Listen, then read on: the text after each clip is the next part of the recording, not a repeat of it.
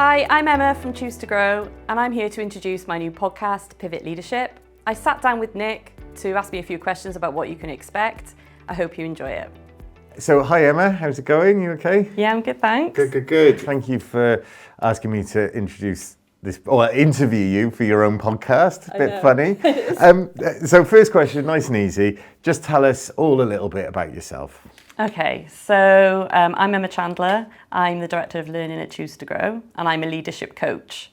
So I've been working in corporates now for the last 10 years, delivering leadership development programs, and we've had some great results. And I thought it was about time that I started to talk a bit more about the work that I do and the unique leadership program that we deliver called Pivot as part of my leadership podcast. And my aim is to create a community of leaders who want to learn about neuroscience and leadership and how they can combine that and make their workplaces great. Wicked. We've known each other for a little while, so I know you know what you're talking about. And I try. It's all the brain always stuff. learning. No. It's always all the brain stuff, which is really interesting. So I think we should just take a bit of a step back. What led you into this career? Yeah, well, it was a windy road, but I think they're the best ones. Yeah. So I started off in the housing sector. And I love working with people. So my passion was people. That was always sort of the kind of authentic part of me, delivering services for people, helping people, making things better for communities and people.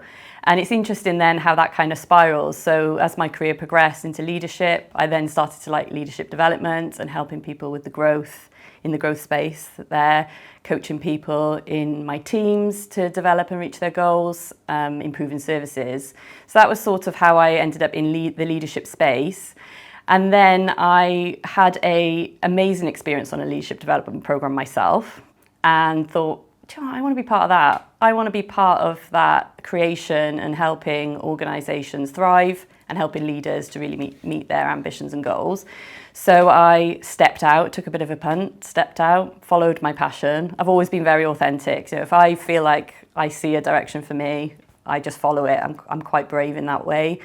Maybe blindly brave, but I go for it, quite courageous. Set up my own company, and I haven't really looked back. And over time, it's just progressed. But the really interesting part in this for me is my education actually came from studying horse behaviour on equine sports science degree, which was another passion of mine, still is. But as when I was younger, I always wanted to be a riding instructor all through school. And even when I was doing my GCSEs, it was like, no, I'm going to be a riding instructor. I don't really need to do GCSEs. I want to go and learn about horses. And it was that science that I didn't actually realise that I learnt then, that now I really bring into my practice now, studying human behaviour and the physiology side of things. And that's how the brain stuff came in, really. And now I'm aligning those two things, and I'm just so passionate about it, and I love it. Perfect. The horse thing. We spent a morning with Bob, haven't we? And I was blown away by it because I was like, what can a horse tell a human about emotional intelligence? And it turns out it's quite a lot. Yeah. We'll come back to that a little bit later. So the impression I get is this is something that you've always wanted to do, basically. Yeah, it's something that I've always wanted to do, but I probably didn't know I could do it or that I was going to do it. It was another coach that untapped the potential in me, which I'll be forever grateful for, and opened my eyes to what I could do. And that's just the journey, really. And now I'm doing that for other people. So I suppose this links into Pivot, because Pivot is all about changing your sort of mindset and the way that you maybe have been used to doing things. And it sounds like you pivoted in your own life. Yeah. But how did you come up with the Pivot leadership framework in the first place? Yeah, so that was a bit of innovation that came from disruption. So when we went through the pandemic, everything changed in the way that we were working. And for me, I spent a lot of time at home, as did everyone else, but I was thinking about how I could help leaders to still deliver great leadership in that remote setting.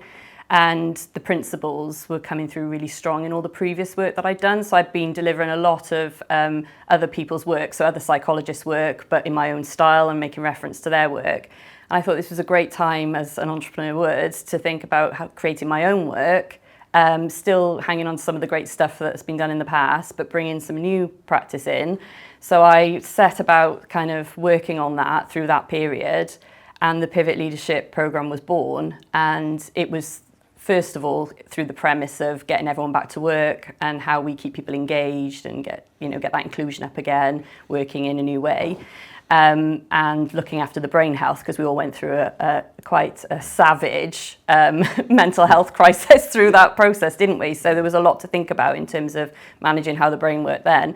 So that's when we got together. You helped me with that, create what I would say is our first video creation, where we stepped out into the woods and talked about pivot and the brain and how we could help people with that. So that's how it started, but now it's evolved even further because we've delivered a number of programs in a number of different organisations across sectors. So it's not industry or sector specific, it's about pure leadership. And we're now really, organisations are finding it really useful in the face of change. So constant change is happening in organisations, and that tends to spiral leaders a little bit. So it's helping them, give them a framework to work to deliver great competencies in leadership that help people follow them through change. And that's what we're seeing we're making the biggest impact at the moment. Gotcha. Bit of a curveball, not from the scripted questions. Would you say that like the human brain is sort of set up to resist change? Yeah, it likes novelty. So it kind of, because we have evolved, we're looking for opportunity. We're always looking for horizon scanning, actually. So it does look for opportunity. But what it isn't great at is coping with the transition from the status quo to then that new state, if you like. So that's when things can get a bit wobbly. Yeah, no. And there are some leaders that I know that a bit wobbly. Yeah, so they have a great vision and they're like, they can see where we need to be, but actually then when we make that transition, it gets a bit wobbly. So there's 5 principles of pivot. Can you just explain what they mean? Obviously, not too many spoiler alerts because people should sign up and get the full Emma experience. But yeah, just in a nutshell, what are the 5 principles? Yeah, so if you're thinking about leading through change, the 5 principles I would say that you need to think about to pivot well are perseverance, being able to make sure that your teams are resilient and you're resilient through change process. Driving up inclusion, so that the I is inclusion. So that's about creating communities, not cultures. So opening our kind of eyes to diversity and what that brings to innovation and how we create that sense of belonging at work. The V is the value. So the value, how we teach leaders to demonstrate their value in a way that's not egotistical, but actually science-based led, that's going to attract people to want to work with them. And I think that's really important because a lot of leaders spend a lot of time kind of influencing in their mind or over-influencing externally, and they don't quite get that right. So we teach our leaders on the Pivot Programme to demonstrate value from a kind of abundance place and how we build confidence within that and overcome imposter syndrome. And then the O stands for optimize. So you need to be able to optimize your teams through change. You've still got to be able to do that great coaching and delivering on great coaching techniques. And knowing when we're looking for more grit from individuals so they can reach their full potential, but when we're working from a place of strength, or when people might need that grace period where their resilience is tested and actually we're overusing their energy and we need to look after them a bit more. So we teach our pivot leaders to kind of find the sweet spot within that, and that's working with how the brain responds to the leader in that environment. So the T is for trust, and that is about creating clarity and ambiguity. And we face a lot of ambiguity in the workplace. So leaders need to be able to do that when we're faced with change.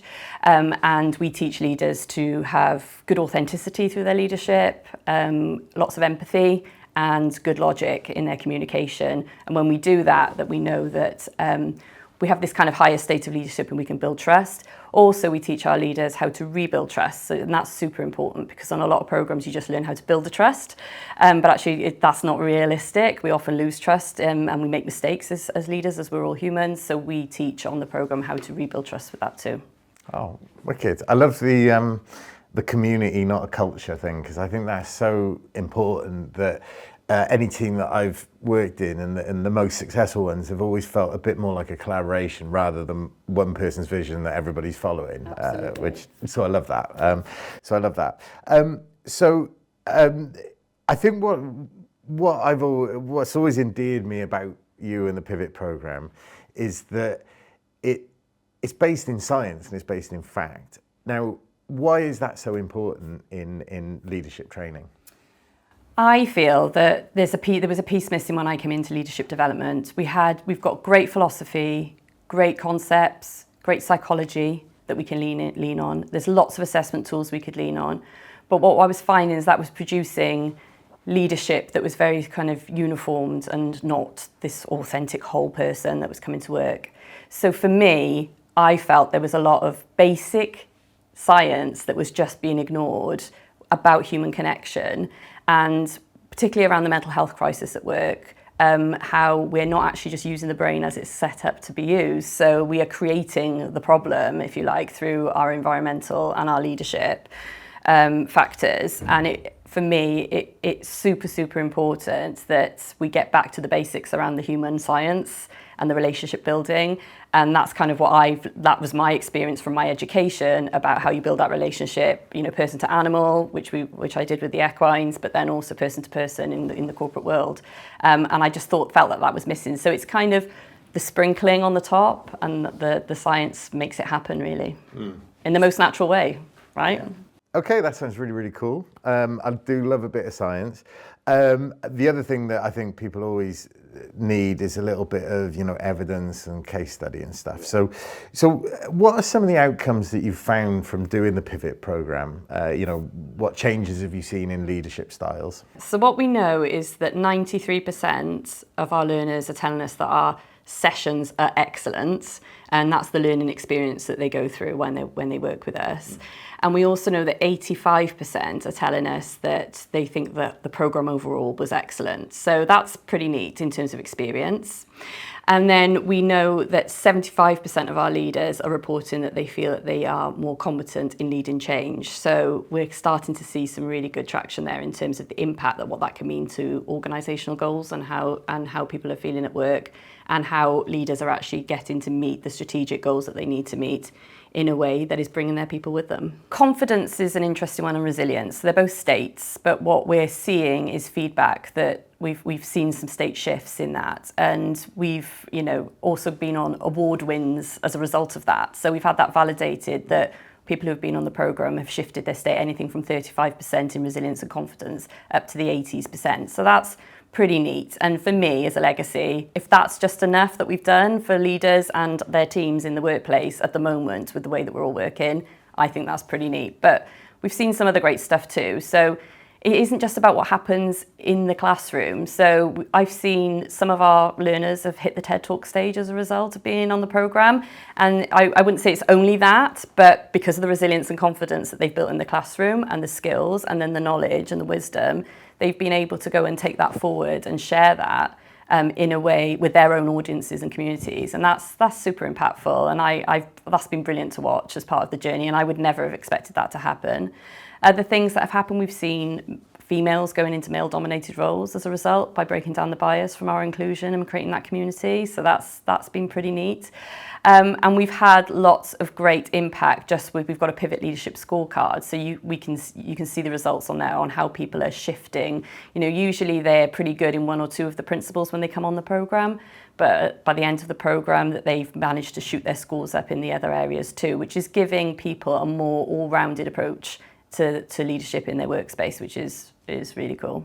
So I find all this really interesting, and I guess the thing that I think I enjoy working with you about most is you're a real people person, and and I've off camera obviously we've chatted about my own confidence and way that I go about stuff, and I've never been frightened to ask you for that advice. So if you're, if there's a leader out there that's thinking, I can't be taught anything, or I'm a bit nervous about being taught how to look at it differently, what would you say to them about joining that Pivot program? Yeah, so that's a really good question, actually. I haven't been asked that before. So that's really cool. So we have, on the Pivot program, it's kind of pitched at a level that if you're new to leadership and you come on it, the principles are the same and you find yourself within it delivering on the skills at your level. But it's also got a space for growth. So we've had senior leaders come on the programme who have been through multiple leadership development programmes throughout their career. So on one of our recent courses, there was a guy who was a senior leader who had been on a number of leadership development programs in the past. So he was well qualified and is actually, working towards his exit and retirement. And he was like, I've done all this before, Emma. I don't want to really be part of it. I'm only going to be around for a few more years. But we had a great discussion about his role as a mentor on that, and how he would, and if I asked him to be open and just see what he thought. And he's really taken part in that experience, and I can see that he has taken on board some of the new neuroscience and the new principles, and he definitely he's got something from it. I mean, I don't know if he wants to admit that, but I could see that in him, and he's been a great asset to that program. So it just demonstrates that you can be a first-line leader or a senior leader, and you can still take something from it because of the science element that's woven in there. And because of the way that we've repurposed a lot of the models that are in there, they're very fresh. We've got our own kind of language that sits within it. When you're on a program, you are a pivot leader, and you kind of own that and work with that when you're in the space. We've got workplace missions, which are quite groovy. So rather than having homework, you're going out and practicing these skills that we're learning in the classroom back in the workplace and testing them out, and then coming back for coaching and support afterwards. So it's really practical. So there's nothing to really shy away from in terms of the intimidation around training. You don't have to be at a level to come on it. It's very open and accessible. And the way that it's delivered is done in a way to support the brain in itself, because why would we deliver learning that isn't brain friendly? So it's suitable for people who are neurodiverse. We've got lots of things on the program that are already embedded in that as part of the way that it's delivered to support people within that. So yeah, it's just got a lot to offer for everyone, really. So I just want to touch on something else that we talked about, was the equine training, which I find really, really interesting. So can you just, for the uninitiated, and I hold my hand up, I was one of those, can you just explain how how does a horse relate to a manager in a large corporate? Yeah, so just for clarity, at the moment, there aren't any horses on the Pivot program. However, I am trying to integrate coaching experiences with impact. So at the moment, it's a separate entity in its own right. It's a product in its own right. But it doesn't mean to say that you couldn't combine those things. If you had a Pivot program and you wanted to think about building trust in a high impact way, working with equines is super, super powerful. And the reason for that is that they've got a high threat and reward response. So they're a flight animal. So they give you that amplified threat or reward response. But the beautiful thing about horses compared to humans is that they're actually very high on relationship. So they want to seek out, because they're a herd animal more so than we are, they want to seek out connection and relationship at every opportunity. And it's only until you trigger their flight response that they pull back. Now, what's the beautiful part in that is that they don't have a grudge mechanism, so that they wipe that blank, if you like. They're a bit like, what's the fish on Nemo that can't remember? Oh, yeah. What was that? Dory. Yeah. So they're a bit like that. They come into an experience and a relationship with you. If it breaks, they move on for a moment, recover, assess their environment, chill, and then they'll come back and look for you again. So they're very forgiving, but not great for them. But for us in learning experience, if you wanted to test out your ability to use your emotional intelligence to build trust, or you wanted to work with the trust principles to build trust with them, or you just wanted to understand how you might be coming across with your communication style, they give you instant feedback by their movement and they're wanting to have a relationship with you. And then they forgive you quite quick if they get it wrong. So you can bring them back and have another go, which is perfect for the development, because we don't get it right, but we need to try it out, learn from the feedback, and then have another go. And that's what creates new growth for us in neural pathways and new behaviours for us. And it gives that much more impactful experience. So I'm very excited about Bob's being part of this journey.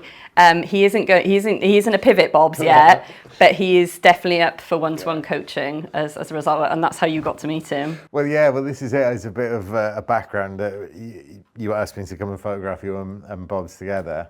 And I waltzed into it thinking, it's a horse. What does a horse know? And within about 10 minutes, he'd squarely put me in my place and had me grovelling out of his hoof, which was quite amazing. Because I think everything that you said, like the quick recycling of the relationships and stuff, you could easily see it happening, and for me it was quite interesting, because obviously when I'm working, I have a certain way that I communicate with people and things, and I always thought it worked until I met Bob, and then I've had to rethink it since then. So it's really interesting. Of course, we're talking about leaders, and I think one of the misconceptions, and correct me if I'm wrong, because obviously you're the expert, I'm not, but a leader can be anything from the C-suite right up to sort of middle management, I suppose. Would that be right? Yes, yeah. So we've got an Aspiring Leaders program that we have for people who want to get into leadership and first-time leaders. Once you've kind of done that kind of foundation level, then anyone from that level up to C-suite can pivot. Perfect. So obviously this is the introduction to the podcast series, which I'm super excited about. I haven't bothered with Stephen Bartlett's Diary of a CEO, but I will bother with Emma Chandler's Pivot podcast. Although that will change if Stephen wants to come and be interviewed by me. I'm sort of a CEO. Unless never say never, right? Because if he wants to talk about pivot leadership, I'm there. Exactly, yeah. So there we are, Stephen. Let's get you and Emma in the room on a podcast. So with the podcast series, what are you going to be doing with that? What are you going to be chatting about with your guests? Yeah. So the aim is to bring the principles to life. I want it to be very real, organic, short, so people can access it quite quickly, maybe on the drive into work, I imagine that happening, or when they're winding down at the end of the day. And it's an opportunity for leaders in the corporate world to access my thinking and the content without actually having to come on a program, because not all organizations are running programs for various reasons. So I want the pivot principles to be accessible, because they are life-changing and they have a huge impact on people's careers and just on their daily experience at work. So for me, it's about giving something back to that community and making sure that everyone can access that. So the idea is that each episode we will talk about one of the principles, and I will have a guest on there who I have networked with, experienced, and I'll be tapping into all of my kind of networks and resources, and I'm open to people who want to come on. So if they want to approach me about that would be great, to talk about how they've demonstrated leadership in that principle. So for example, perseverance. Bring something real where you can show how focusing on building perseverance skills and resilience has really supported your team to achieve goals, and how it's impacted on your leadership, and how it's made your place a great place to work. So we want to share that best practice, and I'll be kind of asking the questions about that. It's an opportunity for me to learn too, and it's an opportunity to kind of just share the word about pivot. Cool. And where can people find the Pivot podcasts? Yeah. So it will be on all of the channels where you can get all of your podcasts. So that's going to be really great. And then we'll have it on my website, and we'll be sharing it all across social media in all the bite-sized shorts too. So you'll be able to click in and access it there. So if you follow me on Instagram or LinkedIn, that's where you're most likely to get the access to those links. Perfect. Well, Emma, we better wrap it up there. Thank you very much for introducing the Pivot podcast, and can't wait for the first episode. So thanks a lot for that. That's cool. Thank you.